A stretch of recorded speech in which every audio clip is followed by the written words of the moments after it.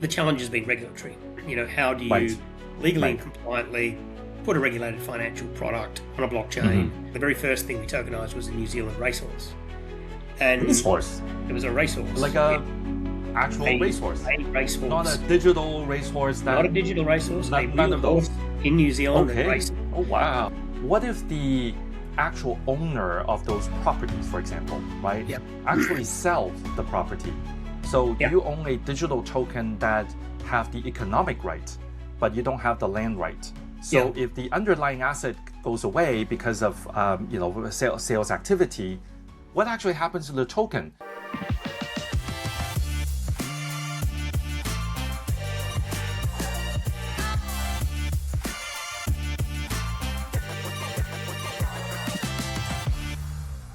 Welcome to Onchain Capital, your front row seat to the future of finance.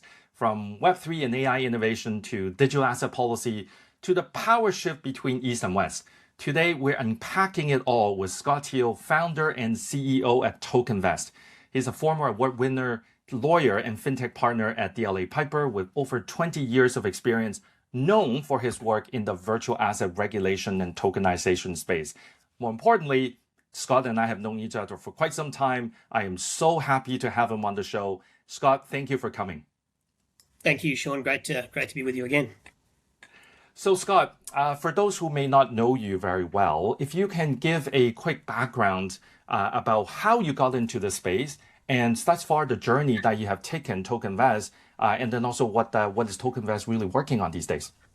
Yeah, so it probably goes back to the sort of confluence of my skills over many years, where I was really a computer science engineering grad first turned lawyer. So I was Me always too. in You that. and I both. Yeah, exactly. So it was always that confluence of law and tech and for the first 25 years, that involved me really being a lawyer, but in the technology space. And for me, tokenization was the very natural, it's the digital transformation of law. It's the digital transformation of rights, where we take things out of paper-based contracts and into a digital form, a token, driven by, autonomous self-executing smart contracts rather than having to go to court and enforce paper-based rights. So for me, it's a very logical transition of the traditional, legal rights structure that I always worked in. And obviously, what happens with all digital transformations is you unlock, lots and lots of things that can then happen.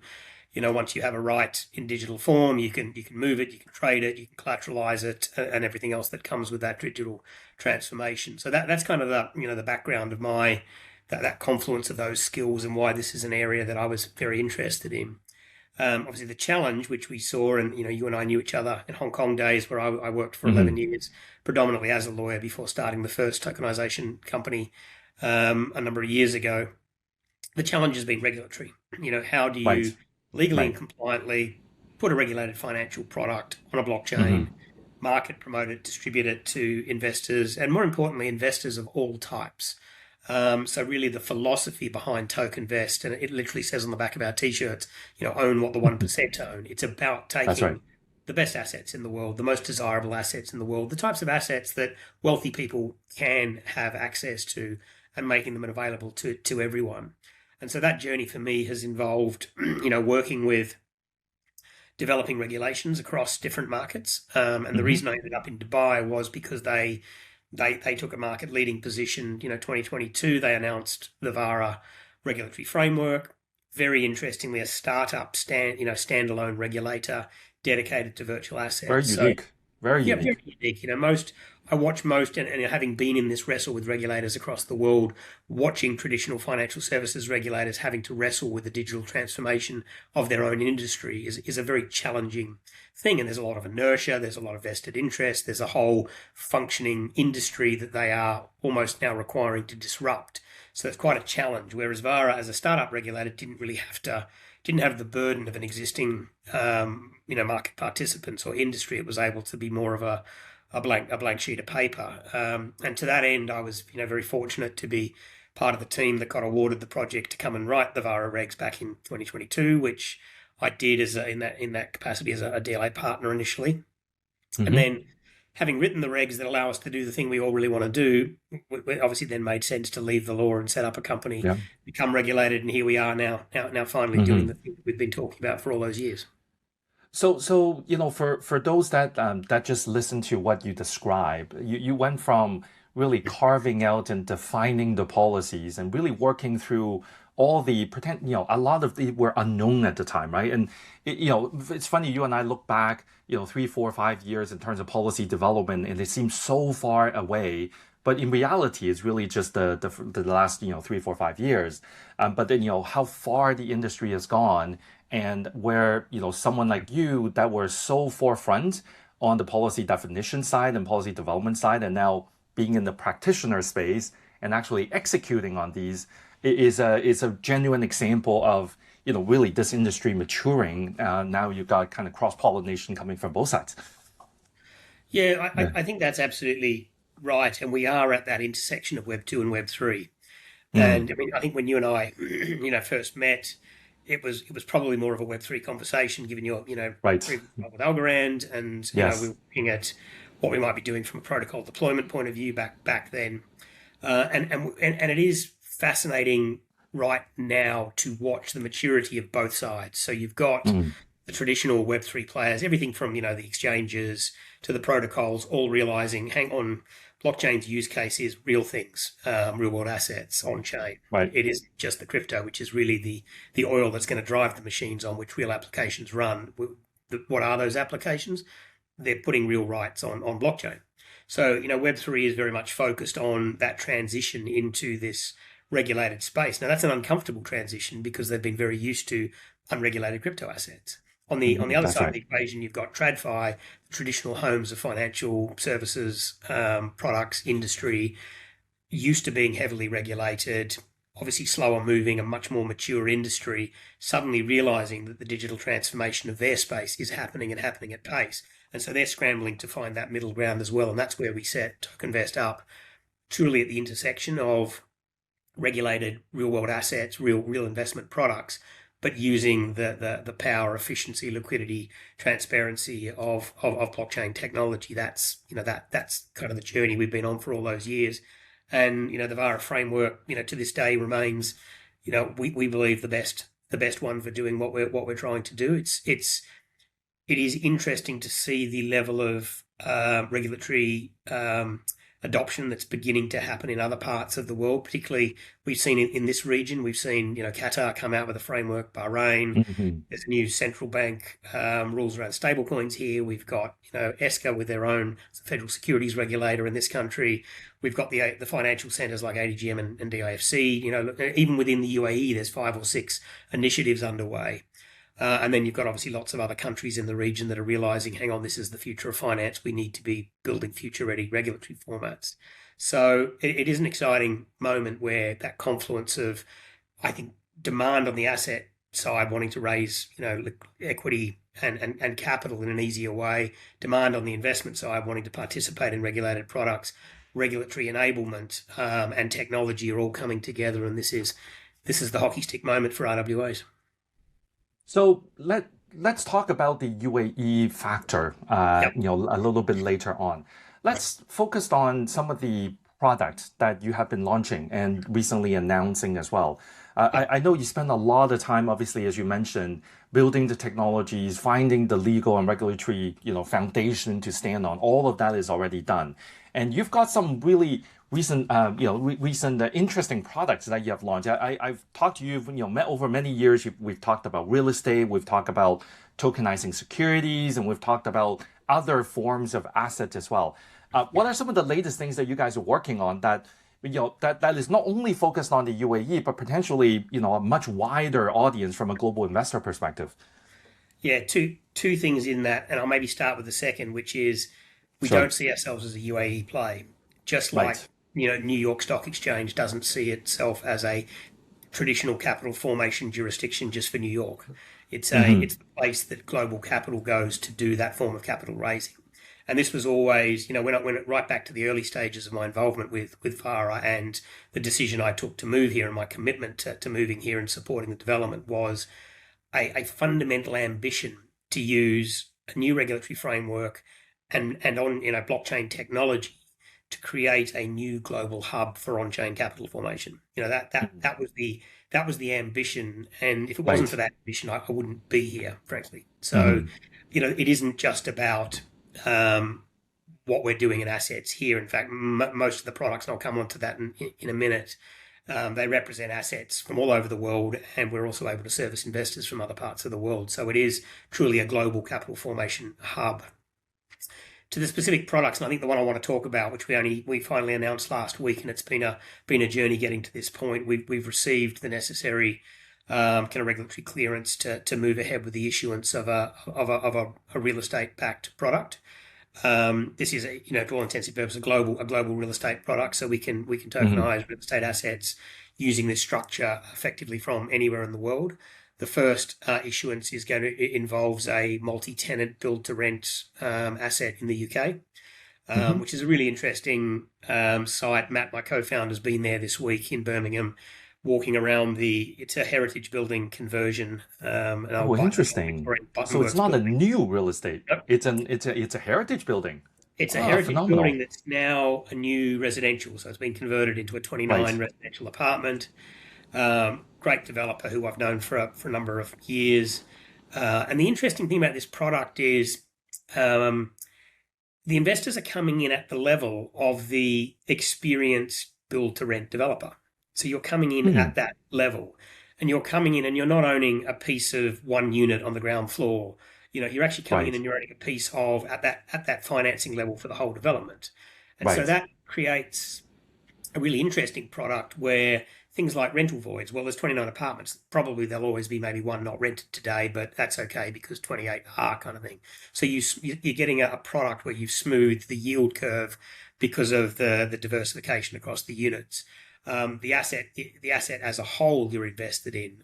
So the economic growth, the capital appreciation of the whole asset, you've got exposure to that as well. And so you're really sitting at the same level. Even as a retail investor, which is an important point under VARA, we can service retail. A retail investor come in and sit at that level with a very experienced developer. Now, in this particular instance, the developer is staying in to a chunk of the project. He's going to retain 20%. He's going to be supporting with the ongoing facilities management, rental management. Right. And for us, the guy who built the things, keeping skin in the game, he's going to be looking after it. He's based there. I want some of my chips on his hand. That's how it feels to me like as a product. And that's the kind of product we're developing that is really interesting and allows everybody to come and play at that level in a way that, how could you have done that, otherwise? It's just not, It's not the sort of asset you could access as a retail investor. So when you say retail, it isn't retail in terms of a particular jurisdiction. You can essentially have a global retail base that can get access to these tokens once it goes live on the platform. Is that how it works under the regulatory framework? Yeah, so we are allowed to onboard investors from anywhere in the world, provided they meet the requirements of onboarding in the UAE jurisdiction. So obviously there's the AML KYC, there's certain tests around competency and other things that you would expect from any financial services platform. But if you look at, I'll maybe come back to another example of a product. The very first thing we tokenized was a New Zealand racehorse. And racehorse? It was a racehorse. Like actual racehorse. A racehorse. Not a digital racehorse. Not a digital racehorse. None of those. In New Zealand and racing. Oh, wow. And the economics of that is you're effectively investing in the operating cost of the racehorse. Right. Stabling, feeding, training, vet bills, all the things that go with running a racehorse. And the output of that token is a share of its winnings, whether that's winnings in races or breeding rights activities or sponsorship activities. So it's effectively almost like it's almost like a digital syndicate over a fixed 12-month period. Now that's an interesting product for a couple of reasons, particularly in this part of the world where gambling is not allowed in the Middle East, for example. Right. But this product is sufficiently compliant with Sharia law principles that it is allowed. So this is hugely interesting to the local racing market. We've announced a partnership with the Dubai Racing Club to support, the launch of local horse assets for the new season later this year. And we've just had a presence at the Dubai World Cup to start talking about and promoting that new use case. But the first one we did was a New Zealand horse. And interestingly enough, there were no investors from the UAE in that first issuance. They were New Zealand, Australia, I think Singapore, some other markets. Now, there are obviously some sensitivities around these are regulated products, their ability to market and promote those. So we have to be careful, and we have partner networks of regulated brokers in key markets, including the likes of Hong Kong and Singapore. where they can help promote assets, and we can do vice versa. So we've got partnerships with people in Hong Kong where we're looking to pull some of their assets and do distribution under our broker-dealer license in this market. So we're very alive to those issues. But yeah, essentially we can support global access, subject to compliance and subject to investors meeting the onboarding criteria. So Scott, let me ask you. So you just gave example of two live products, completely different asset class in terms of the nature of the assets, but they now live in the form of a token. Now, two questions, right? One is you're essentially fractionalizing the overall ownership. In the case of the real estate, it's a multi-tenant property, and then in the racehorses, it's a whole thing, right? Now, when an investor owns it, what exactly do they own? Do they own the earning? Do they own the rights? Do they own the insurance in the case of the horse? Like, what is the extent of the ownership? That's the first part. The second part is, are you actually allowed, given the regulatory framework again, to actually exercise your rights to essentially trade that token in the secondary market? So, two-part question. Okay. Two big questions rolled into one. Yes, of course. So the first one, the answer, it depends, which is a classic lawyer's answer. I did 25 years of lawyering, so I get away with that. It does depend on how we structure the asset. So in some products, there will be fractional legal title, so fractional ownership of real property, for example. We can do that. The property asset that we're doing in Birmingham does not involve ownership of the asset level. So as a token holder, your name won't appear on the UK Land Registry as a fractional owner. Okay. Nor does UK Land Registry enable 100 co-owners of the property. So there are deficiencies in terms of that.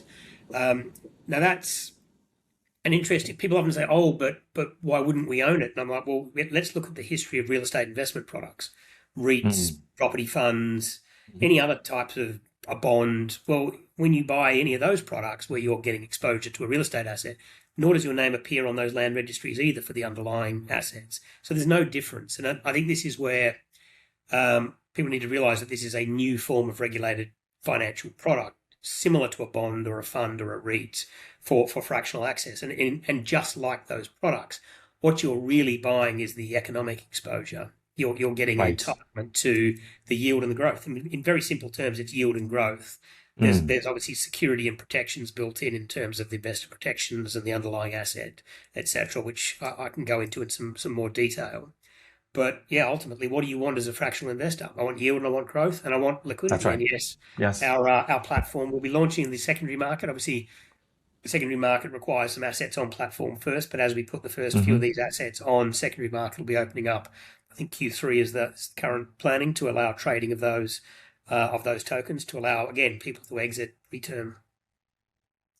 Amazing. Okay. So, all right. So then the question, and I get this question a lot, right? When we talk about this asset tokenization aspect, I remember I was teaching a class in the local university here just a couple of weeks back, and they were fascinated by this notion of how it can work and the economics and the technology, the architecture, and everything else.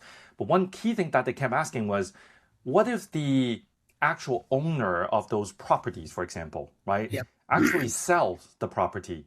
So you own a digital token that have the economic right, but you don't have the land right. So if the underlying asset goes away because of sales activity, what actually happens to the token? So I'm sure that has been baked into it as well. Maybe you can explain that a bit. Yeah. So what you've just outlined is the question I've spent the last 4 months working with VARA on, specifically for the UK real estate assets. So there are a number of, and I think one of the points I think I'd make is that I don't think there's necessarily appreciation of the level of rigor that is involved in bringing a product to market under the VARA framework. Because these are retail accessible investment products, there is a level of rigor here that far exceeds the rigor that would be involved in, say, a Cayman SPC fund structure, where you're assumed to be a sophisticated investor. You have to put in a pretty significant amount of minimum investment. There is no protections like the ones you've just alluded to. It's, do you trust this team? Do you trust their track record? Buyer beware. Now, because these are retail accessible products, it is much more rigorous. So we have designed a number of layers in the stack around how we stop, to your point, what happens if somebody just sells the property underneath and I've lost my economic interest because the property moved. All of that is structured in a way that it can't move. So the asset itself sits in an SPV. That SPV is registered as the owner at the UK Land Registry.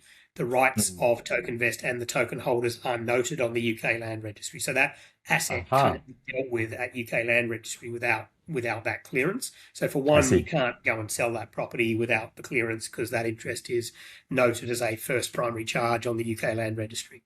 There are then other layers in the stack. What happens if the SPV went bankrupt? What happened if Tokenvest went bankrupt? What happens if... So all of these things we've had to structure rights of investors to effectively recover, the capital in the underlying asset in the event of anything in the structure going bad. You and I've talked about this before, right? Like creating a token, even creating the economic structure around the token is actually the relatively easy part. It's the tying it back to the real world assets and then ensuring that every layer along the way have been thought of and with particular measures in place so that you are now actually owning that piece of assets, that fractional ownership of that asset, without having something that is completely disjointed. It's literally just a digital representation, but representation that doesn't actually represent the real thing. Yeah, no, it's very fortuitous that I spent 25 years being a lawyer first, because this has been a huge part of, to get the broker-dealer license, to get the issuance license, there was a lot of work involved, but to actually get approval for the product has probably been more rigorous because of all of these consumer investor protection type issues. So we've had to think very deeply about that. We've had to structure things very carefully. We've worked in collaboration with the regulator around those, and it has been a really positive collaborative working relationship with them. We go and have workshops and we say, well, this is what we're thinking. What do you think? They have ideas. And we're actually we just filed an amended white paper on our first tokenized commodity product, which is in partnership with the DMCC. It's a tokenized silver product. And interesting. There are components of this last submission which are very much driven by the regulator saying, I can see what you did over here with the declaration of trust. Why wouldn't you do that maybe in this way instead? And I looked at it, talked about it and went, I think you're right. I think that would be better. So we've evolved the structure of that product in consultation with the regulator to create a better product. And this is where I think it's quite a unique regulatory environment. There's this clear will to make things happen, but in a way that has appropriate protections. And that to me is kind of why Dubai, as opposed to some of the interactions I've had maybe with regulators in other parts of the world where they really aren't open to that level of collaborative dialogue around how can we do. Right. Coincidentally, I will have Sean McHugh from VARA coming onto the show in a few episodes. Right. So definitely we'll dive more into that, but I will let him know, in terms of some of the things that you and I have talked about. So let's double click that a little bit. So we've talked about the framework, talk about the type of assets that are now possible and the kind of rigor that you have to go through.